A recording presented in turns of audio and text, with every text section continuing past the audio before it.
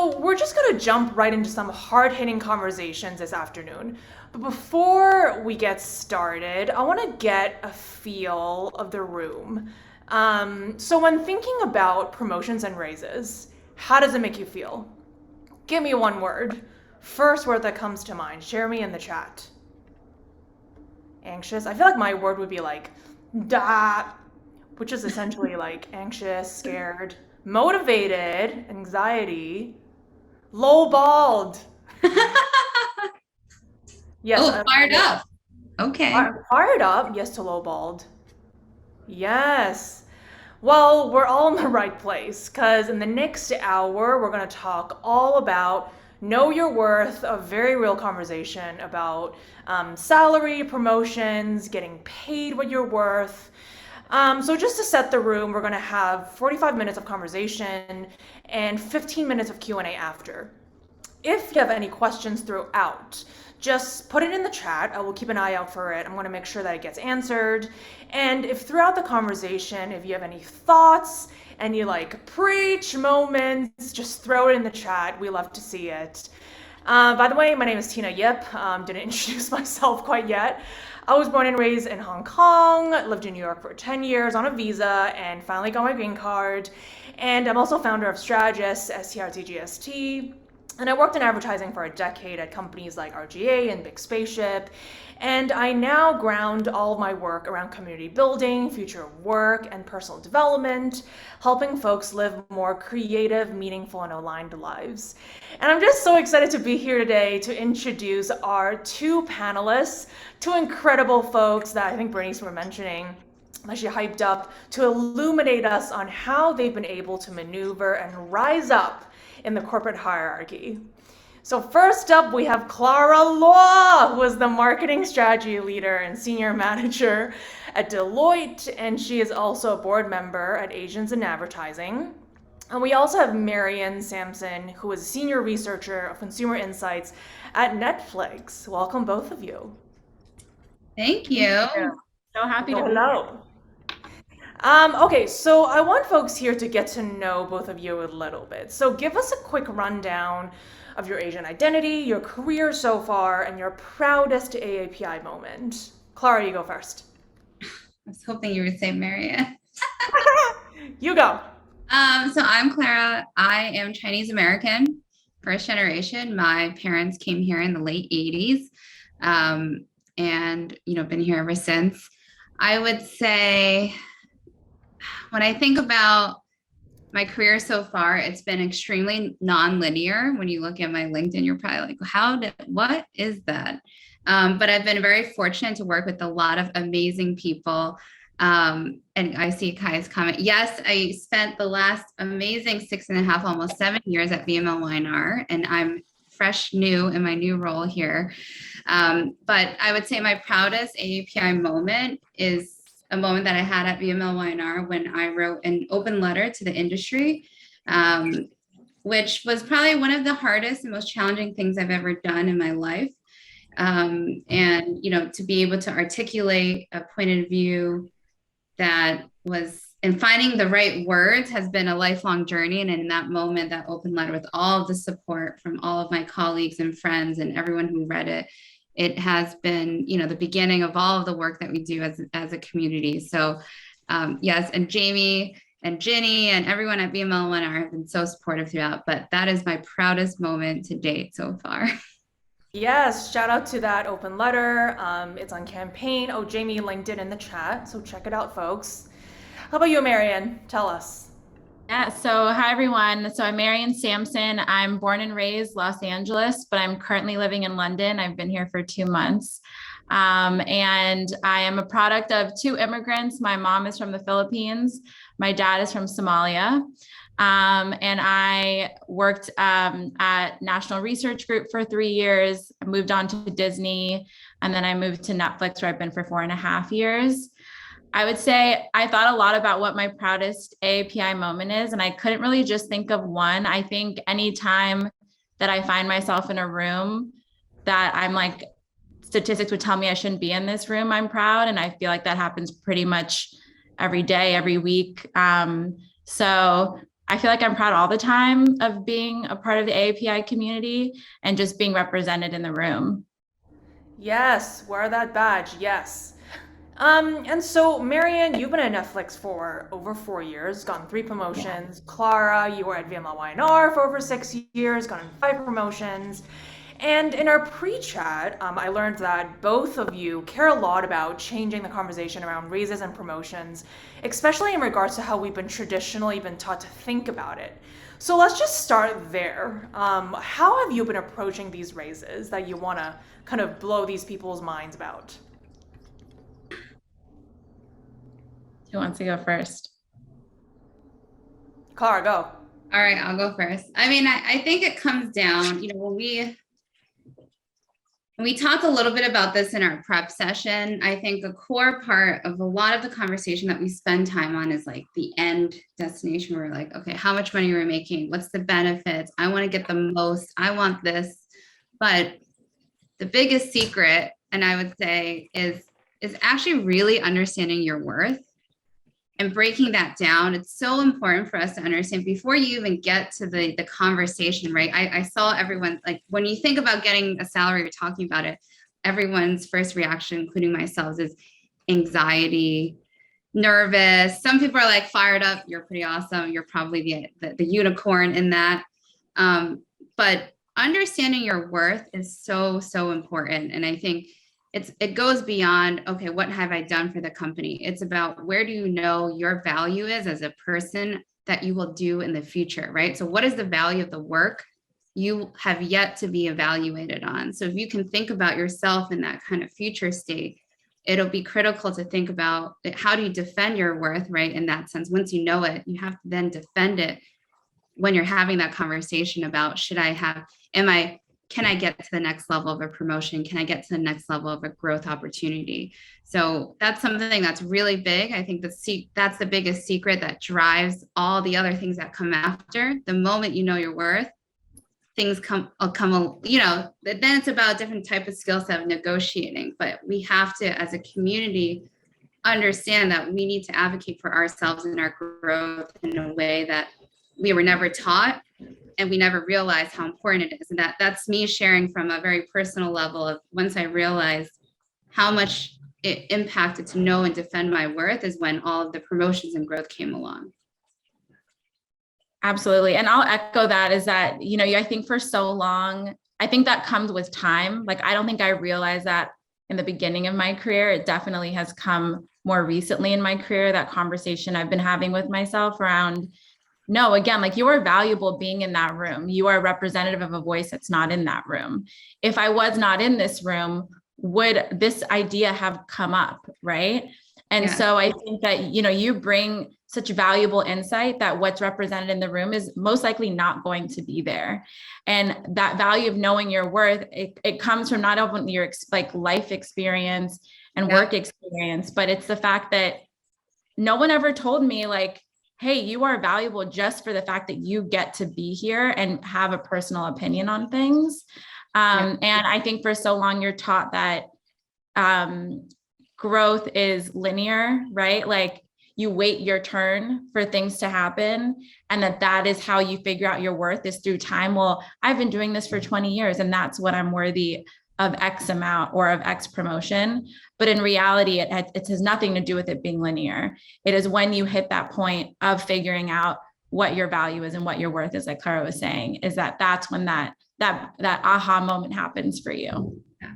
Yeah. And I think, and then to build on that, it's once you know what you are worth, it's important to get the benchmark, to do the research and where you stand and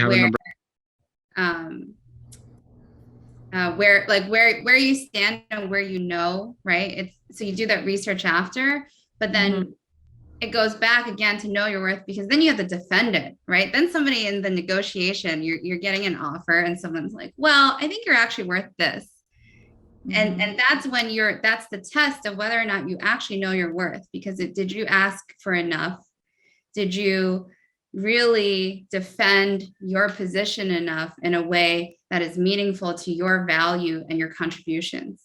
Because and I think that goes back a lot to some of our childhoods, like people are telling you you can't be that.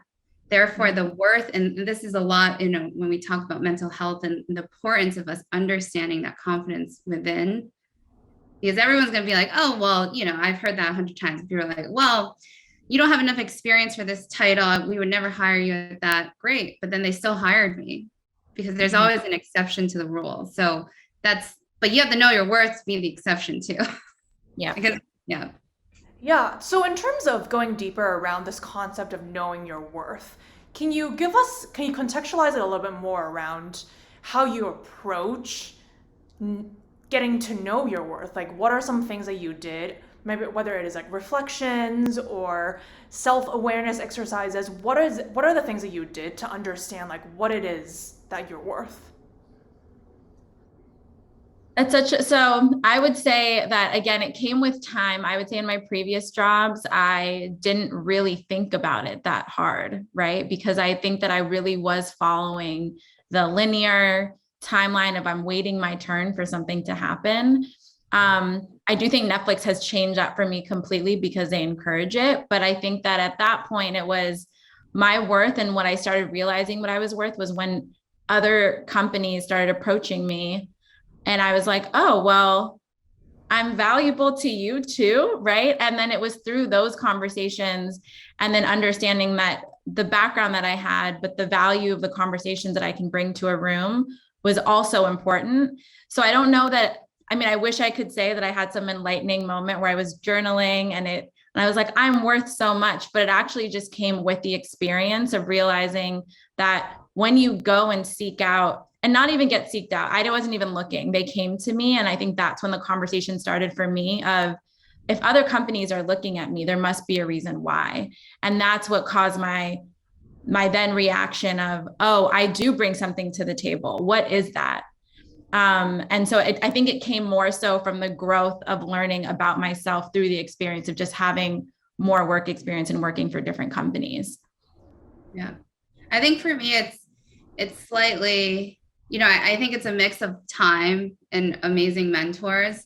For me, a lot of my focus has been on understanding early what my North Star is, because the more you can define that for yourself, right? So understanding, why am I driven by the things? Because money is one thing, your title is one thing. To me, it's a symbol of a level that you're at, but it's never been enough for me to just have those, I guess, like extrinsic rewards. And sometimes we spend a lot of time talking about like, oh, well, I've been doing this job for 3 years and I need to get a promotion, but we have to understand, why do you want it? Is it you're underpaid? Do you want to grow? So I think for me, just focusing so much of my time introspective through coaching, therapy, understanding what it is that drives me. And I've realized for me, it's like, growing. It's promotions or whatever, but I'm driven by growth, putting myself in really difficult situations, not getting comfortable, putting myself in uncomfortable situations where I might jump in and create a new role. Some of my promotions and growth have come because I raised my hand and said, I will do something that nobody else wants to do, right? And having that first step then opens the discussion for promotions, salary negotiations, title changes, which there's so many resources now. And I think all of us can empower each other to share that information, because that's the first step, right? Get the benchmark, you share, and then you push it further to what your talents are. And sometimes you have to know whether or not you're up to benchmark, or you're kind of sometimes I know I'm a little underweight on something. So you can all balance that yourself. But, I think a big part is doing that work internally, understanding what's your North Star, what's driving you, so that the company and the person who's negotiating against you doesn't have the power, because you can walk away from this opportunity. You have a North Star that's above just working for this one company. Yeah, 100%. We talked a lot about kind of the internal work that is required to know your worth. Let's talk about the approach when it is time to get a promotion or a raise.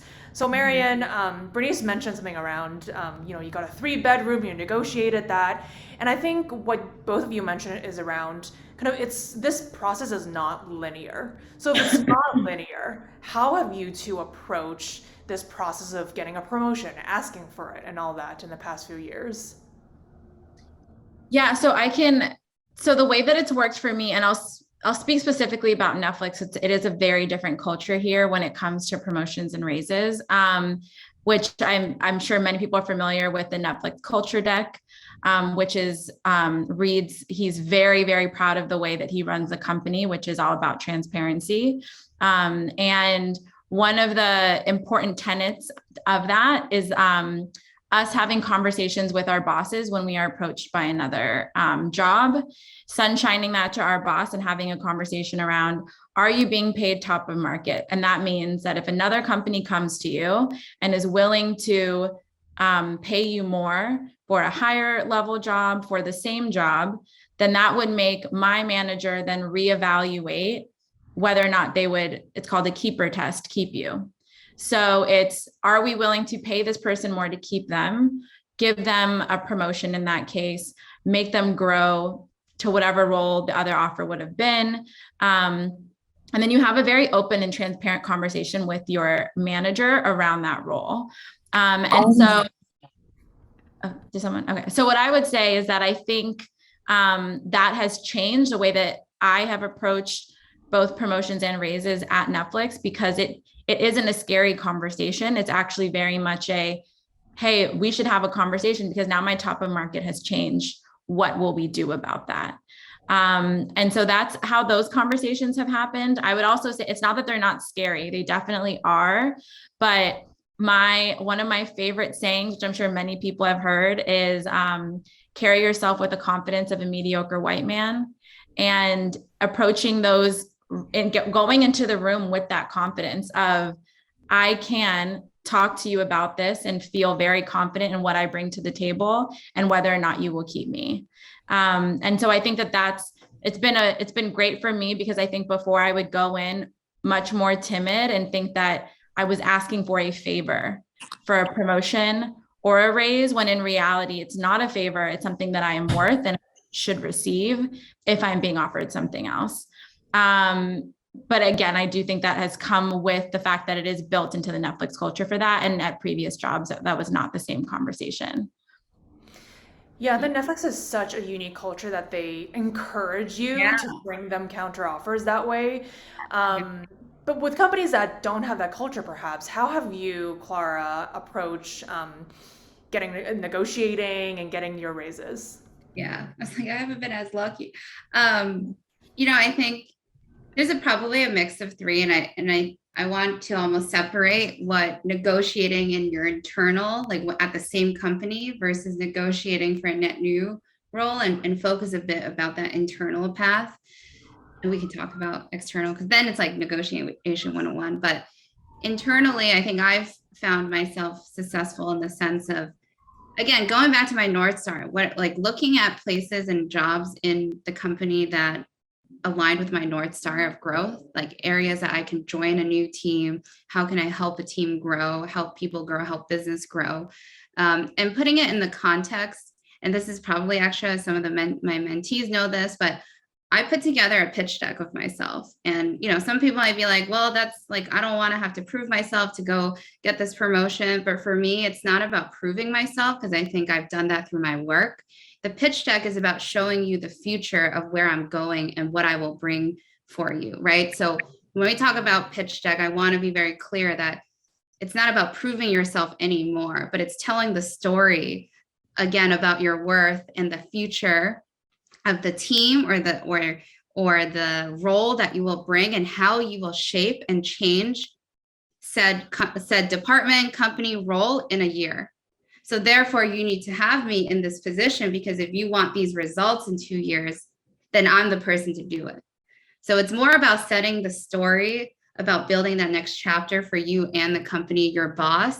But it's not about, oh, I'm going to tell you everything I've done, because that's great. Everything you've done has gotten you to the conversation at that table, right? Mm-hmm. So, oh, I led client meetings, I increased this. Great. Those are the resume bullets that got you in the door. Think of it as the way that you get a job, right? Your resume gets you through the door. Your interview and your conversation is about the future vision you're going to build together.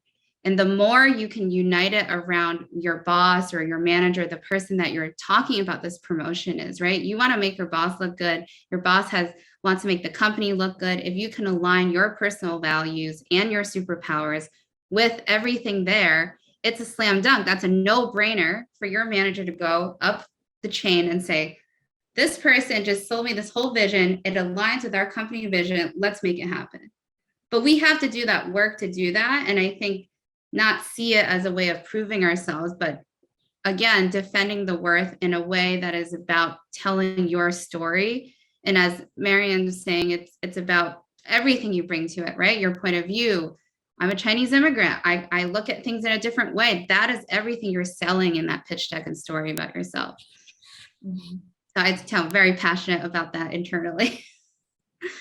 Yeah, I think there were some mind blowns in the chat, and that is such a great approach because a lot of times also like when you think about your boss has so many things that they have to deal with already, and a lot of times when I've been in situations where I'm like getting a raise or whatever, they don't even know what you want. So you need to tell them and write your own story and have agency in the path that you want to be in will actually help your boss or whoever that you're negotiating with. So that is such a great approach, Clara.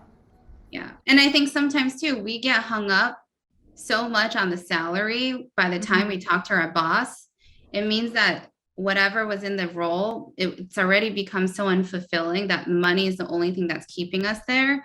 So it's important for us, again, to practice of every year getting ahead of it and saying, okay, where do I want to go from here, a year to 2 years? So that by the time you talk to your boss, it's like, oh yeah, no problem, let's do it. And of course, like a big part of that is also making sure you work with everyone around you. So you have a team of people who are saying your name when you're not there and you're and really shouting your compliments. It's not just you and your boss, it's also your teammates, the people you manage, your internal stakeholders, your clients who are all like, wait, manager, why are you still not promoting Clara? She's awesome. Like that, it's that whole story that you start telling for the entire year before that moment of negotiating. Yeah, so I think something that you touched upon that I want to go deeper in is kind of the concept of when we think promotion or when we think raises, we think, oh, the value, the money. And I think both of you have some thoughts around kind of what are some other packages, some of the other things that we can be considering when we are getting those promotions and raises that we can negotiate with. Yeah, I mean, oh, go ahead. No, go ahead. So I was going to say that I think, you have to think about, it's actually to a point you made, Clara, earlier, which is like your North Star, which is when you think about the job that you are in and where you want to be, money can get you a lot of things, but it's not going to get you to your North Star if that job isn't fulfilling you in that way. Right. So they can say, well, we'll give you more money to do this job, but we're going to keep you in the same scope that you're doing now, but you're bored of that scope and you want to do something different. So you have to ask yourself, what is more important to you at that time? Is it the growth? Is it the way in which the job is fulfilling you? Or is it the money? Because the glow of money will wear off eventually, but that hunger inside of you for something else will stay there until that is being fed. And I think that you have to find that balance between, obviously you have to live your life in a way that you can pay the bills every day, right? But it doesn't mean that you should sacrifice your happiness and what's fulfilling you at work for that. And I think that's really important to remember that, promotions and raises, all of that is great, but are you working towards what you actually want to do with your life? And that a growth in scope and a change in what you're doing, whether that be, even for my job here, when I was deciding what I wanted to do, I could have stayed in LA and been very comfortable, but I said, I want to grow my scope and learn an entirely new region and learn how to be better at that. And that was considered a different type of promotional growth because I'm learning something new. And that's what was more important to me. And so I think that it's really a matter of trying to figure out and weighing those two things and what's going to give you that joy inside. Because honestly, that's what that's going to fulfill you every day when you're going to work. That is that feeling. And that's going to place you in the power seat of negotiation, because if you're not willing to settle for something that's not within your range, you have people go into, I think when you are afraid to walk away or you feel like you're beholden to this one offer or one seat, you negotiate and you put yourself in a smaller seat immediately but if you know your North Star, you know what has to go in. There are things that we have to place value when we think about everything we negotiate, the intangibles. So do you have access to conferences? Does your company have a really good reputation? Is your boss someone that's inspiring? And maybe it's not as much money as you would like, but this person is well connected and is supportive. The team is really nice. Therefore, you spend less money on, therapy and going out to eat to deal with your toxic job, right? So all of these things are what I consider negotiating leverage factors when you think about your entire offer. Like to your point, like, your North Star, it's not just the money. Money is always the first one that we see because it's the most tangible, but there's benefits, right? There's looking at, and it's all unique to you. Are you going to be family planning this year? Are you looking for more flexible work arrangements are you looking for remote? And everyone can place that value. And I think sometimes we get bothered by, it gets noisy in our heads because we focus so much on just one part of the entire package because of what everyone else is saying. Well, you should get that title. You should make the most money. But there's also a lot of value in being able to go to South by Southwest every year, going to CES. That's a lot of value. And you can't put a number on that if that's important to you in your career. And your amazing apartment, I heard you got, and that's a value too. That may not just be in just salary. There's signing bonuses. There's flexible work arrangements where maybe you can bring your kid to meetings and they'll pay for childcare. So I think all of that has to be thought into account, but again, customized to what you want, and not just like, oh, they are paying me like the bottom of the band. Great, but are you okay with the bottom of the band? If you want higher, you have to also be willing to walk away that they can't give it to you. Yep. Yeah, I mean, both of you super preach. I think in this capitalistic society, we think that, money is the only thing, and it is important. We want to get paid, we want that moolah, but like, there are also other things that people don't know about that you value yourself, that you need to come to the table with when you are doing those negotiations, because it is your life. Yeah. And you have to think about at what cost, right? If you don't have work-life balance and you're getting paid a lot of money, well, then are you really being paid a lot of money? Because all you're doing is working. So like when you actually do the math of that, how much money are you making, right? So I think that it truly does come down to thinking about what matters to me the most. And that currency comes in many forms. Yes. Your time, your family, your friends, like it comes in so many forms that I just don't think that we should only be thinking about a numerical value that hits your bank account every 2 weeks. Yeah.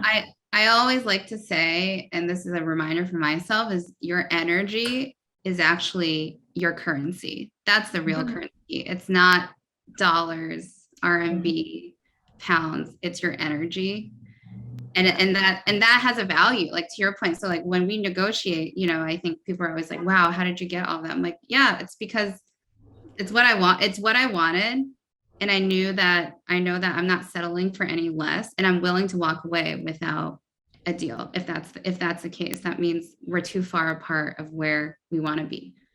But you have to have that courage. I mean, it's scary. I've seen that situation where I'm like, yeah, okay, well, have a think about it. And then deep down, I'm like, did I do the right thing? But it all works out in the end. It never fails. Yeah. And I think that's actually really important to underscore the idea of like, you do have to be willing to walk away from something that's not seeing your value. Because if you settle for that, knowing that that's not what you're worth, you're not going to be happy. And it's also a company that is not understanding your value. Right. And so would you want to work there anyway? And so I think it is really important to underscore that. Yeah. If you're going to go in with the conversation and the confidence, you also have to be willing to walk away from it if it's not serving you. Yes. Which is the scariest, most anxiety-inducing portion of the entire conversation. Yeah. Yes, and also I think one thing that we also kind of don't think about enough is like, if it happens that it doesn't work out and you do have to walk away, then you have all these other new opportunities. Yeah. Like when one door closes, something else will open that is right for you and will arrive for you. So we got to remember that too, because a lot of times when we're in those situations, we're just like, we're only here and I only want this one thing, when there are other things that you could be considering also. Absolutely. 100%. And I think that goes back to the earlier part where we talked about mental health, right? If so many of us have had different and hard upbringings where you don't have, and you don't think of mindset of abundance. It's what you have tomorrow is like what you have right now is the best that you're going to get, and it takes a lot of time for us to undo those traumas and upbringings and experiences to realize your future is what shapes. Like I feel like I used to hear people say that. I never quite understood and internalized that, because I never saw that happen. But the moment you believe and are willing to walk away for what you deserve, like you continue to see positive things happen. But I think that goes back to so important for our community to remember that, because we have a lot of parents who are immigrants. We've grown up in first generation, low income neighborhoods. There's a lot of what you can't do. And we have to also bring ourselves up to say, no, we can do it. It won't be easy, but there's a lot more coming. That's not just what's here right now. Yeah. Yeah, and on that note, so what do you think are some of the biggest challenges for folks in AAPI communities dealing with promotions and raises and even just like believing their worth?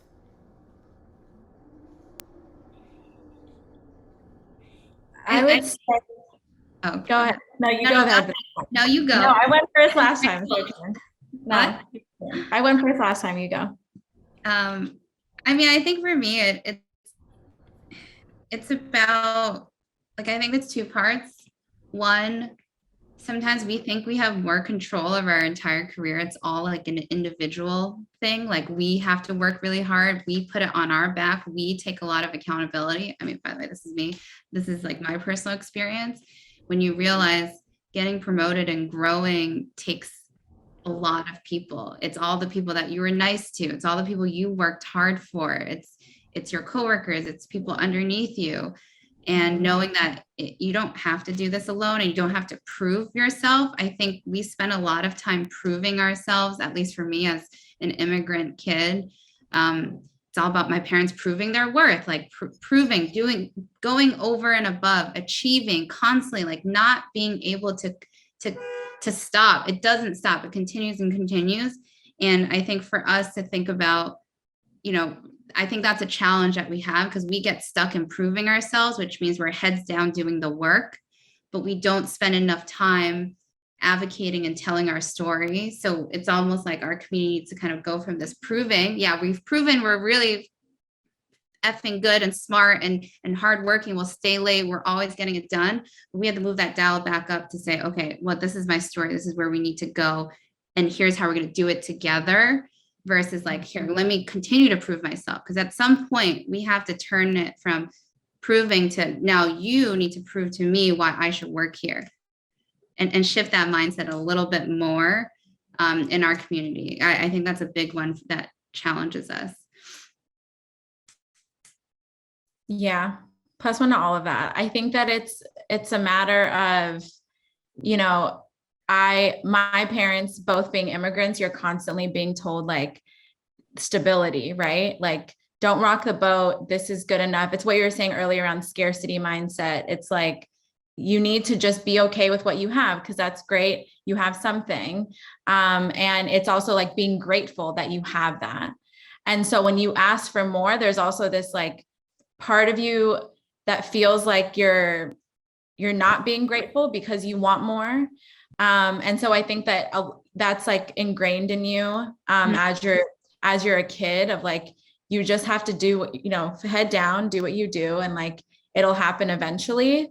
And I think that for me with my parents, it was all about just do your job, stop asking for more, stop, wanting to, like, you're ruffling feathers. But then I think eventually, as I started just ruffling feathers, they were like, okay, like you're just going to do what you want and it's working. So we'll back off. But I do think that it took a lot to get out of that, because there really is this role you feel like you have to play, because there's also a part of you that's like, one thing I hate about being the only woman of color in a room is that there's also part of you that's like, not many people have gotten here. Yeah. And if I do one thing wrong, will I still be here? Yeah. Right. And so you also feel like there's let me just stay safe and play it safe to stay in this room. And I think carrying that weight is also very difficult, because of the fact that there's not so many people around you that look like you, that you're like, I can do that because look, she's here. She did it too. And even as I was growing up in my career, there weren't people that looked like me. So it didn't even feel like it was feasible. And so when you get to that point, it's this weird balance between like, I want to stay here, but I also want to do more. But how do I do that without seeming like I'm the woman of color asking for too much, right? Like you should just be grateful to be in the room. And I think it's a heavy feeling, but I do think that it's something that we all carry with us, whether or not we realize that that's a weight that we're carrying. When you feel that uncomfort in the room, or when you can look around and see that you're the only person that looks like you, that's what a lot of that is, because you feel like you're carrying the weight of everyone who looks like you, who's not in that room. Yeah, I feel that. And I think, and I just saw Art's question about like, how do we, this balance of feeling lucky.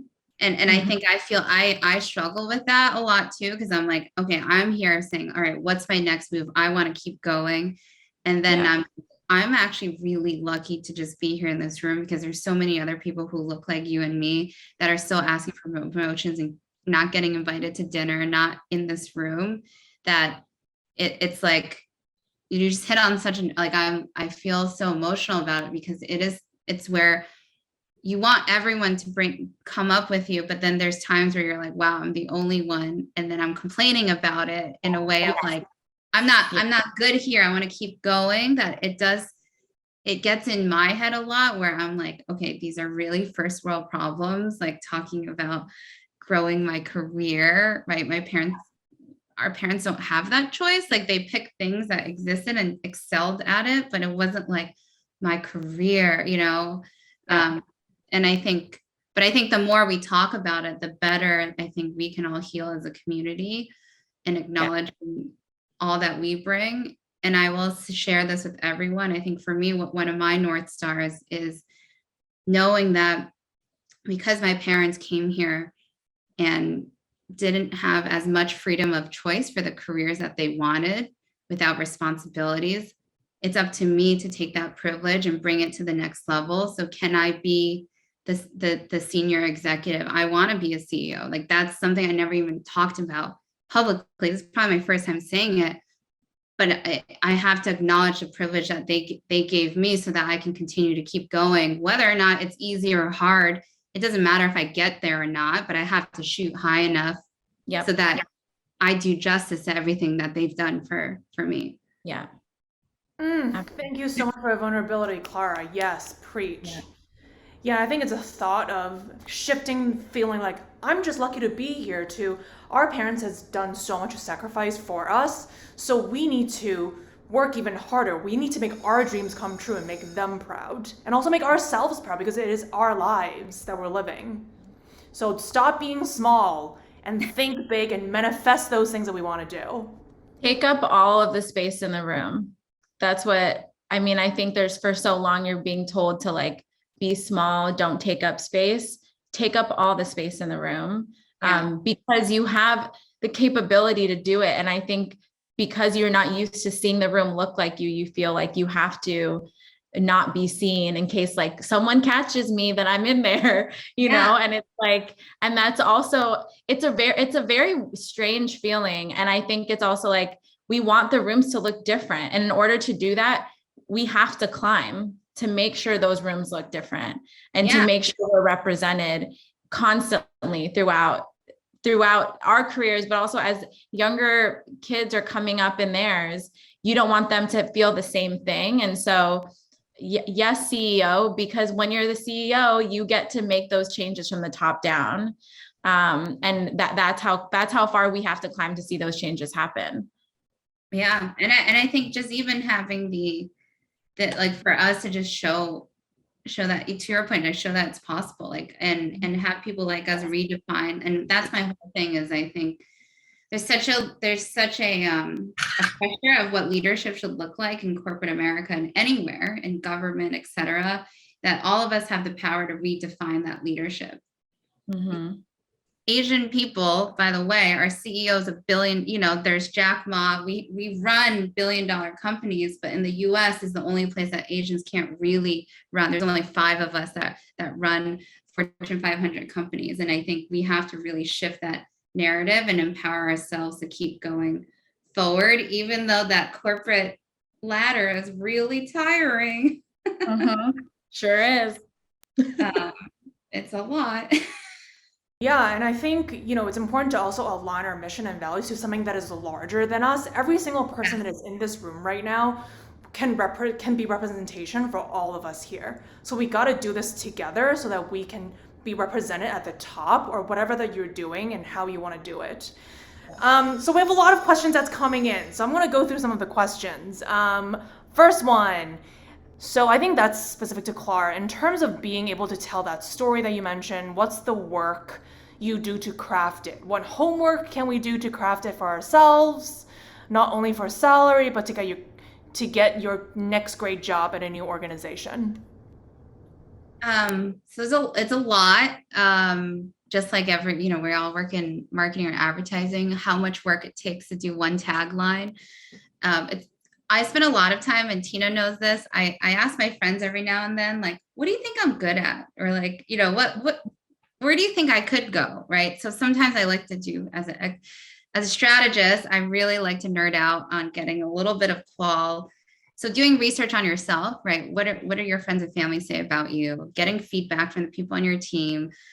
Sometimes they unearth things where they say you're really good at something and you never thought you were good at that. Like I've learned that throughout the years. People have, I got really great feedback from my team a couple months ago where they were like, you need to stop like doing the work, like stop getting into all our decks, just like help us think a little bigger. They're like, you kind of have wild ideas that really help refine the work.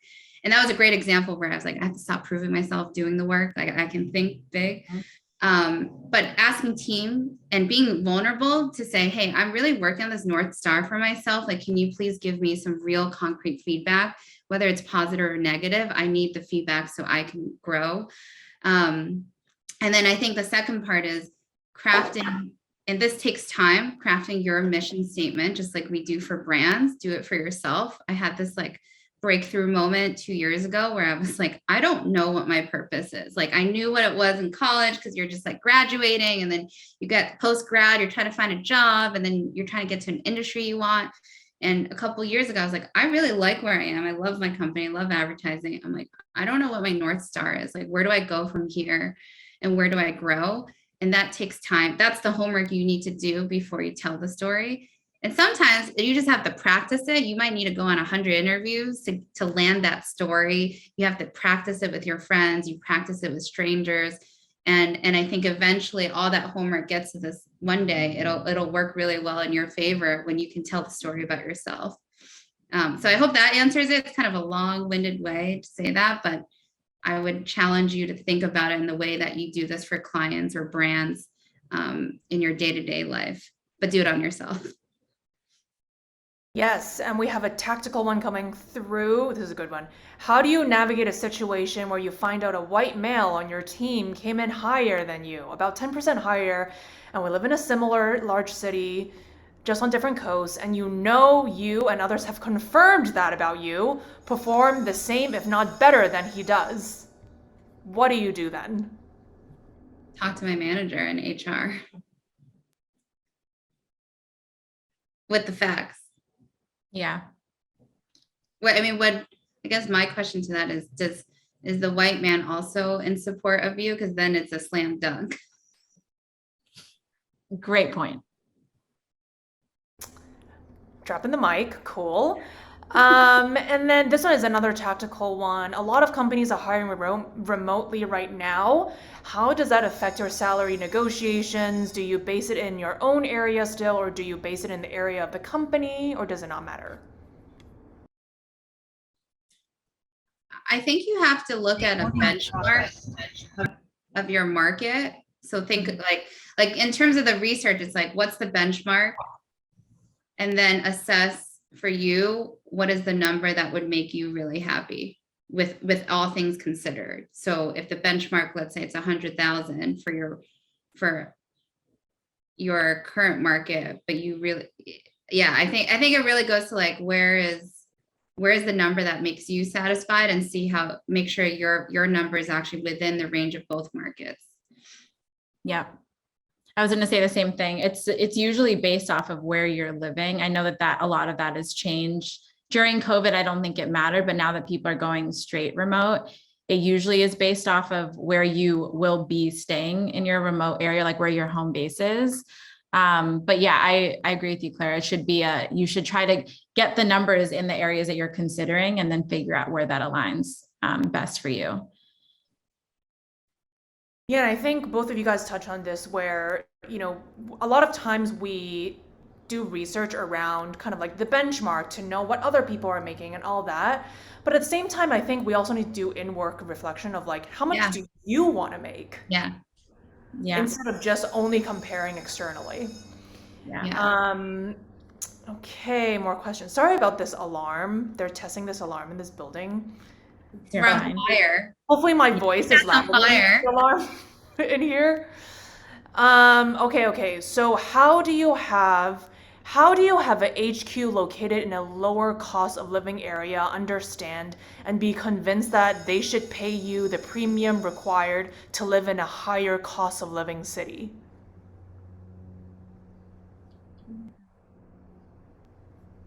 Can you repeat the question?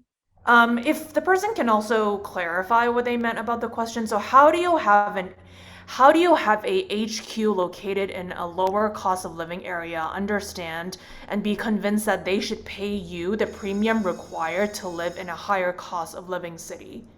So I'm assuming it's like the headquarters is in a lower cost of living area, but then they're remote. So they have to convince them, yeah. Right. But I guess, I think the way I would approach it is probably just show the average, do some research on Glassdoor or the real agency salaries and put an average of, what's similar in the market. And then I think that if they're not really open to that discussion, it's really time to find a new job. Because I think the recruiting strategy may be different in a priority market versus a secondary market, but the money and the value of a role comparable to yours should be relative to the market and the cost of living.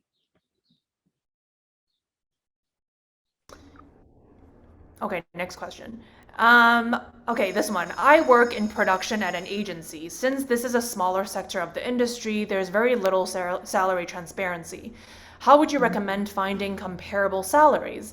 Is this where you take the risk or just ask other people what they make?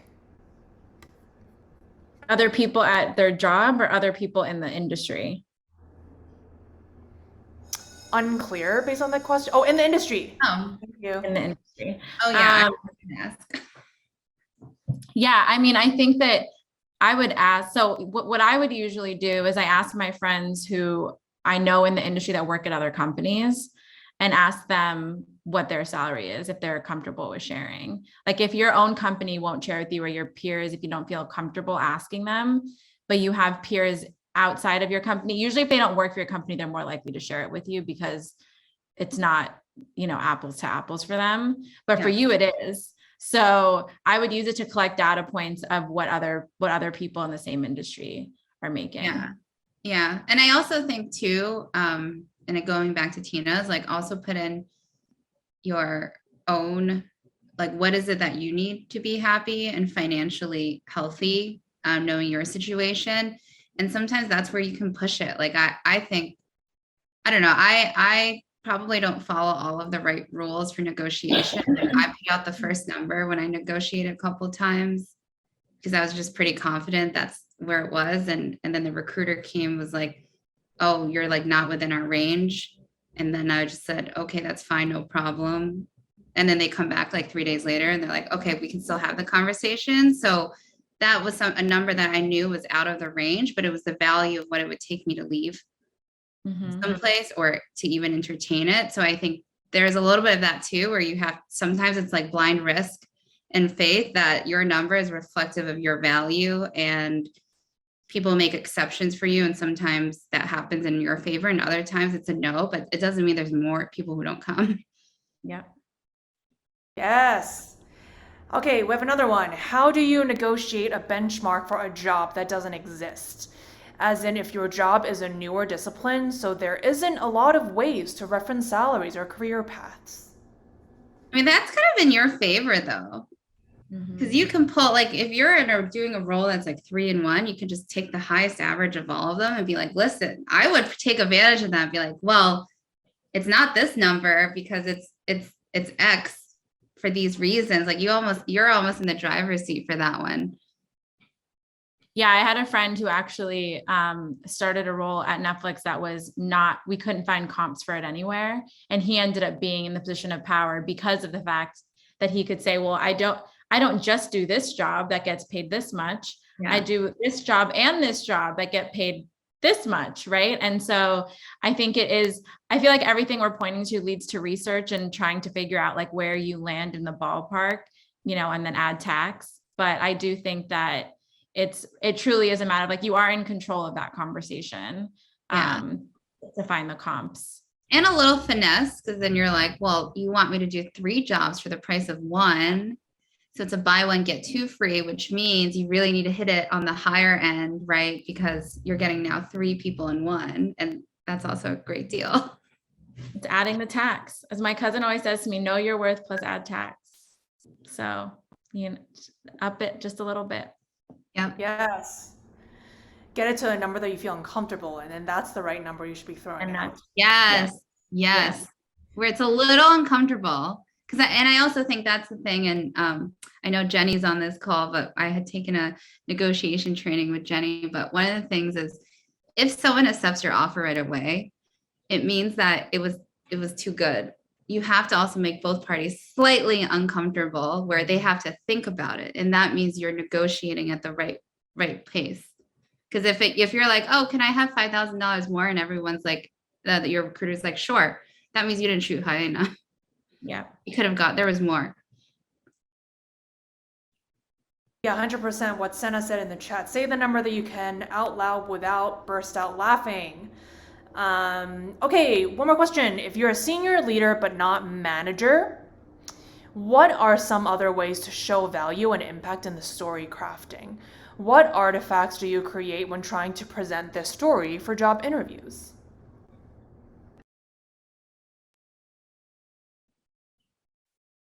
Can you repeat the question again? Yes. If you're a senior leader but not manager, so I guess like it's based on kind of the skills and you're not an individual contributor. like individual contributor. Yeah. What are some other ways to show value and impact in the story crafting? What artifacts do you create when you try to present this story for job interviews?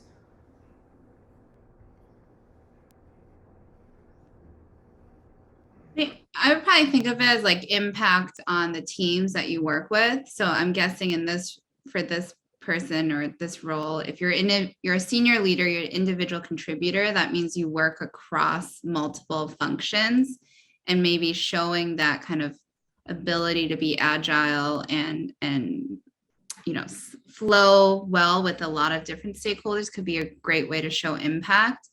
And then I also think you can also tell the story about your, not management, but like growth and mentorship through people that you have mentees with. I think there's still a really great story there as well.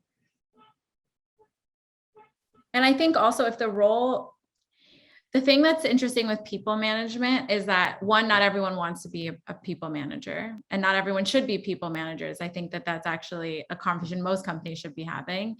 But I do think that when you're talking to X person about this role, it should also be, does this role require you to have a people manager position, or would it be more effective for this role for you to be an IC? Right? Because unless it's a role you want to go for that is a people manager, so you're trying to show that you have those managerial skills, then yes, like lean into these other opportunities that can show that. Or with other teams, ways in which maybe you're managing other teams, like you manage stakeholders, you manage expectations of your partners. But I think also evaluating the role of whether or not it even needs to be a people manager role and whether or not it's even more effective as an IC. So I would like try to weigh the pros and cons of how can I manipulate this role to actually sound like it should be whatever the role you want it to be is. So I know that we are at time, but there are still some questions to go through. Can someone in the agents and advertising team tell me whether we need to stop or can we continue? And as someone chat me, just to wrap up, can you give, oh, wrap up, please. Okay, to wrap up, thank you. What is one piece of advice for folks here in agents and advertising that you will give to them? Maybe thinking back at a mistake that you had when you were earlier in your career, a piece of advice that like for these folks in this room today. I mean, I guess it's like the thing that I just say to myself anytime I go into those conversations, and I think I said it earlier, which is you deserve whatever it is that you're asking for in that moment. When it comes to promotions, raises, change in scope, you deserve it. I'm assuming you deserve it because, right, you worked this hard, you have you've taken the correct steps to be in that room. And I think we are weighted down by this feeling of like, again, of guilt or feeling like, am I worthy of that? You are, but hype yourself up. Like I hype myself up before every time I have one of those conversations. And I tell myself that you are worthy of this conversation and you deserve anything it is that you're asking for. And I think you just need to carry that with you and not doubt yourself. And I think it really is about the confidence that you're going to bring to that conversation because you want to go in there with that confidence. Yeah. That's so well said. I'm like, what would I say? I guess to build on that, to acknowledge your worth and your greatness and contribution. It's taken me a long time to understand that. And I still struggle with it sometimes, and acknowledge your inner critic, but also know that you are moving forward and your inner critic is there to only keep you stagnant. So not letting your inner critic and overthinking get in the way of achieving your greatness and where you're going next. Yes, decide it and believe it and go for it. Yes. Thank you, Clara and Maryan, for being with us here today. Where can these folks find you? Maybe follow LinkedIn. Is it the best place to connect with both of you? Yeah. Yes. Add me on LinkedIn. Yeah, everyone in this room, add both of them on LinkedIn. And thank you so much for having us again for this session on knowing your worth. Hope that every single person in this room will find that worth in you and know it, believe it, and go for it. Thank you, everybody. Thank you, Tina, for being such a great moderator. Yes, thank you so much. Thank you. Thank you, Clara. Thank you, everyone. Have a good day.